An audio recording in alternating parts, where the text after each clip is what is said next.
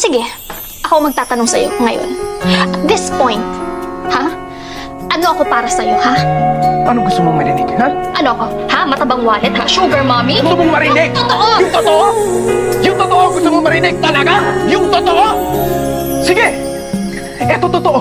Bakit hindi naman Sumakay lang ako sa putang inang trip mo.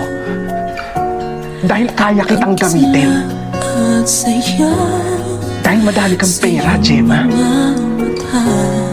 Yun lang naman kaya mong ibigay, di ba?